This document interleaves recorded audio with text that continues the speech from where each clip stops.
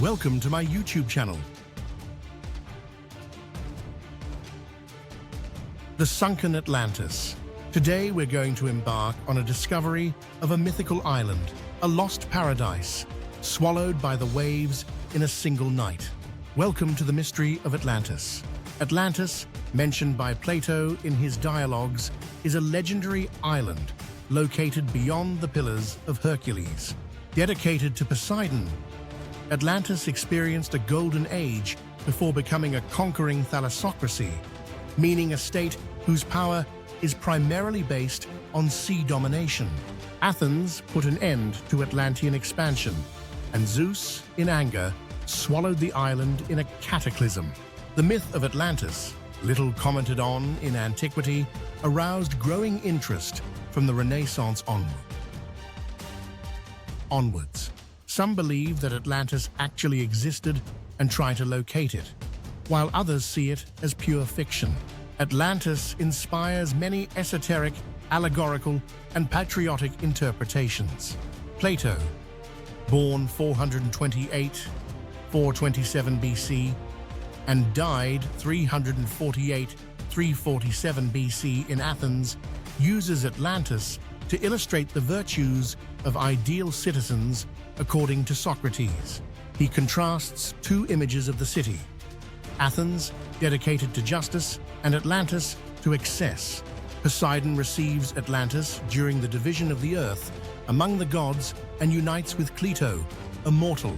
Their union gives birth to 5 lines of male twins who share the island into 10 kingdoms. Atlas, the eldest, gives his name to the island and the surrounding sea, the Atlantic. The Atlanteans, governed by wise sovereigns, experience a golden age and build an ideal city.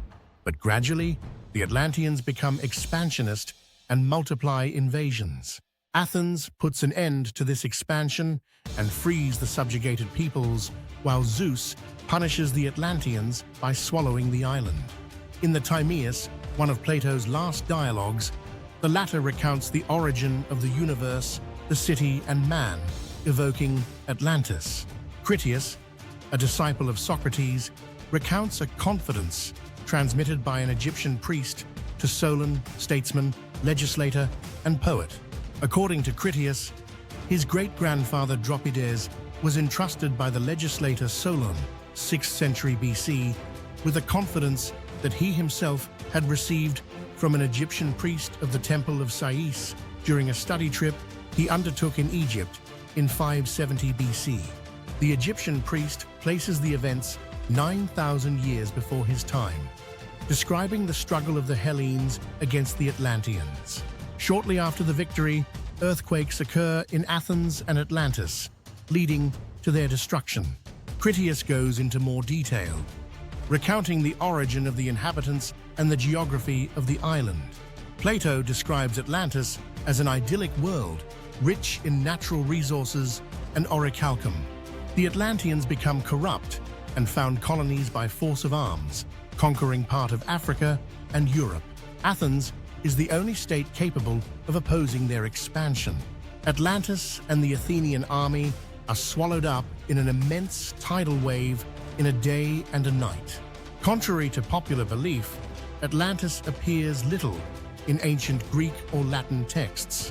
Aristotle, born in 384 and died in 322 BC, a disciple of Plato, denies the validity of his master's testimony.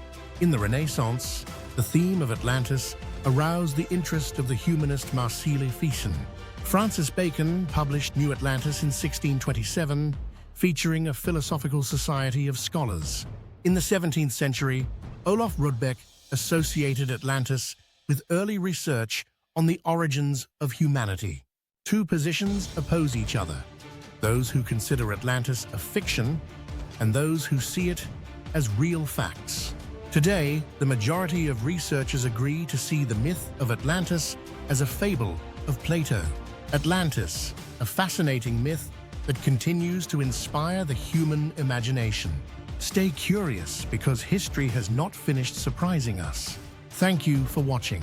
If you enjoyed this video, don't forget to like, share, and subscribe.